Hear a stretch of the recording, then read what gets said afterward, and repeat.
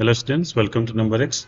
इस वीडियो में हम लोग एक्सरसाइज 2.2 सॉल्व करेंगे, चैप्टर 2 पॉलिनोमियल, जो क्लास 10th मैथमेटिक्स एनसीईआरटी से लिया गया है। क्वेश्चन 1 है, find the zeros of the following quadratic polynomials and verify the relationship between zeros and the coefficients. तो सबसे पहला क्वेश्चन स्टार्ट करते हैं। क्वेश्चन 1 में दिया गया है क्वाड्रेटिक पॉलिनोमियल x² - 2x - 8। ठीक है, यदि आपको इसका जीरो पता करना है तो आपको इसको फैक्टर करना पड़ेगा। इसको फैक्टर करने के लिए आप कर सकते हैं, a और c का प्रोडक्ट निकालेंगे, यानी x² का कोफिशिएंट को बोलते हैं a और c का प्रोडक्ट फाइंड आउट करेंगे तो आएगा 1 मल्टीप्लाई विद -8। तो आप 8 का प्राइम फैक्टराइजेशन कर दीजिए, ये आएगा -2 × 2 × 2। अब इन्हीं फैक्टर्स में से हमें इस तरह से नंबर चूज करने हैं ताकि उनका सम -2 के इक्वल आ जाए। तो हम चूज करते हैं -2 × 2। इसका प्रोडक्ट होता है -4 और ये आएगा यहाँ पर 2। यदि हम -2x को लिख सकते हैं x² - 4x + 2x - 8। आप यहाँ पर देख रहे हैं कि -4x और 2x यदि आप ऐड करते हैं तो -2x ही आएगा। तो ऊपर जो लिखा हुआ एक्सप्रेशन एग्जैक्टली सेम है पहले वाले एक्सप्रेशन से, केवल हमने क्या किया है, मिडिल टर्म को स्प्लिट किया है। फर्दर इसको आप लिख सकते हैं इज इक्वल टू, इन दोनों टर्म्स में से यानी x² और -4x में से x कॉमन फैक्टर है। x कॉमन फैक्टर लेंगे तो यहाँ पर बचेगा x, यहाँ पर बचेगा -4। फिर इन दो टर्म्स में से क्या कॉमन फैक्टर है, देख सकते हैं 2 कॉमन फैक्टर है। x तो है ही नहीं, तो यहाँ पर लेंगे 2 कॉमन फैक्टर और यहाँ पर बच जाएगा x, और इसमें से यदि 2 ले लेंगे तो बचेगा -। फिर 4 टर्म्स को हमने 2 टर्म्स में रिड्यूस कर दिया है। यहाँ पर दोनों टर्म्स में x - 4 कॉमन, तो फिर आप यहाँ से कॉमन लेंगे x - 4 और बचेगा इसमें से x, फिर बचेगा +2। यदि हम इसको p ऑफ x कंसिडर कर लें तो आप देख रहे हैं कि p ऑफ, यहाँ पे यदि 4 पुट करते हैं 4, तो कितना आएगा 4 - 4 × 4 + 2, यानी 4 - 4 0 हो जाएगा, 0 × 6 = 0। तो एक्चुअल में यदि हम फैक्टराइज कर लेते हैं तो हमें आसानी से पता चल जाता है कि इसका जीरो कौन सा है, क्योंकि यहाँ x - 4 है तो यानी यहाँ पे 4 रखेंगे तो 0 हो जाएगा, या यहाँ पर -2 रखेंगे तब भी 0 हो जाएगा। ठीक है, तो इसके 2 0 हैं, यानी x = 4 और x = -2, 2 0 आ चुके हैं। इसी को आप बोलते हैं अल्फा एंड बीटा। फर्स्ट को बोलते हैं अल्फा = 4 और दूसरे जीरो को क्या बोलते हैं, -2। अब क्वेश्चन यहीं पे ख़त्म नहीं होता है, हमें वेरीफाई भी करना है कि जो रिलेशनशिप है बिटवीन जीरोज एंड कोफिशिएंट वो सही है कि नहीं। तो हमें एक्चुअल इक्वेशन यहाँ पर दिया हुआ है, इस इक्वेशन को देख के हमें अल्फा प्लस बीटा पता करना है। तो अल्फा प्लस बीटा यानी सम ऑफ जीरोज होता कितना है, -b/a, विच इक्वल्स, यहाँ से हमें -b पता करेंगे तो माइनस पहले से है और b कितना है -2 और a की वैल्यू कितनी है 1, माइनस कितना हो जाएगा प्लस, यानी 2/1 यानी 2। अब यहाँ से अल्फा प्लस बीटा पता करते हैं, जो ऑलरेडी फैक्टर करके आपने पता किया है। अल्फा प्लस बीटा = यहाँ पे है 4 और पहले से बीटा कितने हैं -2 प्लस -2, यानी 4 प्लस माइनस माइनस हो जाएगा, कितना आ रहा है 2। तो आप देख रहे हैं कि जो जीरो और कोफिशिएंट के बीच का रिलेशन से हमने जो पता किया सम ऑफ जीरो, वो उतना ही है जितना कि फैक्टराइजेशन के बाद हमें मिला है सम ऑफ जीरो। तो दोनों एग्जैक्टली मैच कर रहा है, इसका मतलब जो फॉर्मूला है वो एक्चुअल में करेक्ट है। तो हमने वेरीफाई कर लिया। उसके बाद हमें एक और रिलेशन है अल्फा × बीटा। अल्फा और बीटा को यानी मल्टीप्लाई करने के बाद डायरेक्ट फॉर्मूला क्या है, c/a। यहाँ पर c की वैल्यू कितनी है -8 और a की वैल्यू कितनी है 1, तो इसको आप लिख सकते हैं -8। अब यहाँ पर जो जीरो आया था फैक्टराइजेशन के बाद, उसको मल्टीप्लाई करके देखते हैं कि कितना आ रहा है। तो यदि आप इसको मल्टीप्लाई करेंगे अल्फा बीटा, तो अल्फा आया था 4 और बीटा कितना आया था -2। 4 और -2 को मल्टीप्लाई करेंगे कितना आएगा -8। तो यहाँ पर भी आप देख रहे हैं कि ये रिलेशन हमने वेरीफाई कर लिया है। तो इसी तरह से आपको बाकी सभी क्वेश्चंस को करने हैं।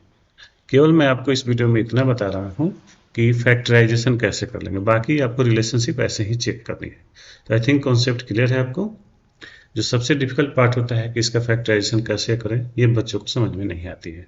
तो मैं आपको अभी इसको 1 बाय 1 सभी का बता देता हूँ। फर्स्ट क्वेश्चन हमने कर लिया है, सेकंड क्वेश्चन का फैक्टराइजेशन कर लेते हैं।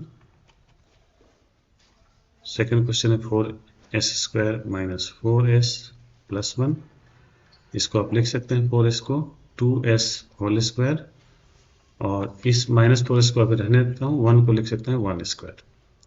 यहाँ पर आप लिख सकते हैं -2 × a यानी 2s, a की जगह पर क्या है 2s है, इंटू b, यानी ये आ गया है किस फॉर्म में, a² - 2ab + b² के फॉर्म। और या इसको कैसे लिख सकते हैं, एक आइडेंटिटी है जिसको लिखते हैं a - b²। तो यहाँ से डायरेक्टली आप लिख सकते हैं 2s - 1² लिख सकते हैं। इसको 2 बार यदि फैक्टर करना है तो आप लिख सकते हैं 2s - 1 × 2s - 1, क्योंकि यहाँ पर स्क्वायर है इसलिए बेस को 2 बार मल्टीप्लाई करके हम लिख सकते हैं।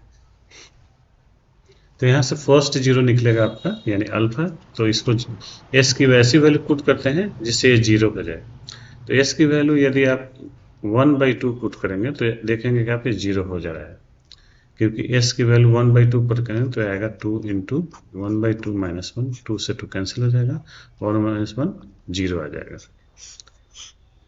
इसको आप ऐसे भी कर सकते हैं कि 2s - 1 = 0 करके s की वैल्यू निकाल लीजिए, तो 2s = 1, s = 1/2। ये भी तरीका है। दोनों तरीके से आप हिट एंड ट्रायल मेथड से भी और डायरेक्ट सॉल्व करके भी s की वैल्यू ला सकते हैं। तो यहाँ से s की वैल्यू 1/2 आ गई और सिमिलर एक्सप्रेशन यहाँ पर भी है, 2s - 1 यहाँ पर भी है। तो s की वैल्यू यहाँ भी कितनी आएगी 1/2 ही आएगी, यानी एक रूट अल्फा कितना है 1/2 और दूसरा 0 आया 1/2। यहाँ पर आप देख रहे हैं कि दोनों 0 इक्वल ही है। तो यहाँ से हम इसी को यूज करके सम ऑफ 0 पता करते हैं। अल्फा + बीटा कितना होगा 1/2 + 1/2 विच इक्वल्स हाफ और हाफ को जोड़ेंगे कितना होगा 1 हो जाएगा। Product of zeros alpha multiplied by beta यानी 1/2 × 1/2, यदि आप करेंगे तो कितना आएगा 1/4 आएगा। ठीक है, अब आप यहाँ से डायरेक्टली रिलेशनशिप 0 और कोफिशिएंट का कैलकुलेट करके इसको वेरीफाई कर लेते हैं। तो यदि हम इस इक्वेशन के लिए सम ऑफ जीरोस पता करेंगे अल्फा + बीटा, ये आएगा -b/a माइनस, और b की वैल्यू कितनी है -4, a की वैल्यू कितनी है 4, -4 यानी 4/4 = 1। तो आप देख रहे हैं यहाँ पे 1 आया था, यहाँ भी 1 ही आया। मल्टीप्लाई कर लेंगे अल्फा बीटा, आएगा c/a यानी c कितना है 1 है और a कितना है 4। तो यहाँ पर आपने जो किया था उतना ही वैल्यू यहाँ पर हुआ। अगेन हमने दूसरे क्वेश्चन के लिए भी वेरीफाई कर लिया है। क्लियर है। इसी तरह से हम बाकी सभी क्वेश्चंस को भी कर सकते हैं। थर्ड क्वेश्चन को मैं फैक्टराइज कर देता हूँ।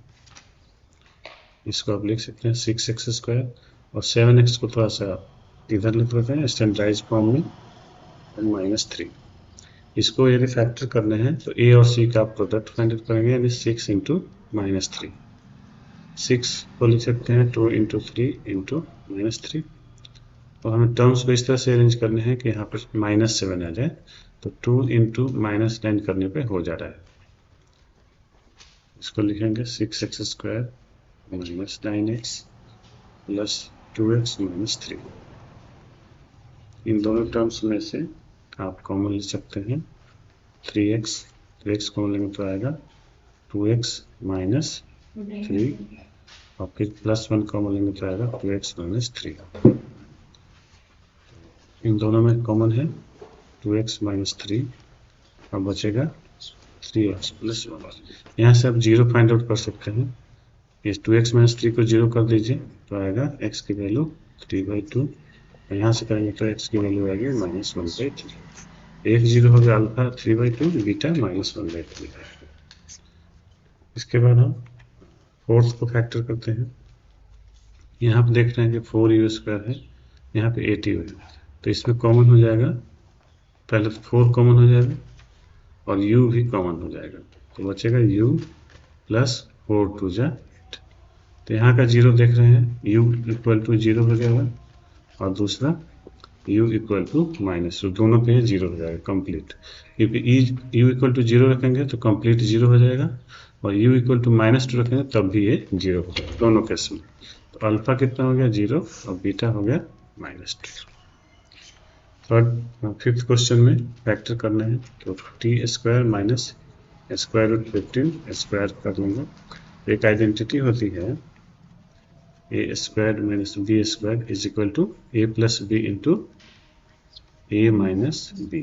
ठीक है, इसी को हम यहाँ पर यूज करेंगे। तो इसको आप लिख सकते हैं t plus √15 into t minus √15। यहाँ से जीरो पता चलेगा, अल्फा इक्वल टू, यहाँ t के वैल्यू -√15 रख देंगे तो जीरो हो जाएगा, और बीटा इक्वल टू यहाँ पे प्लस में रख देंगे √15 तो जीरो हो जाएगा, दोनों केस में जीरो हो रहा है। फिर आप वेरीफाई भी कर लें।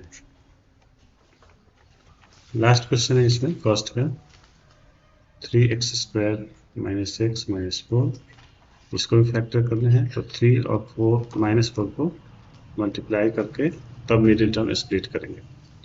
यहाँ से आप लिख सकते हैं, ऑलरेडी यहाँ पे कुछ करने की अब जरूरत नहीं है, क्योंकि -4x और +3x करेंगे तो -x आ जाएगा।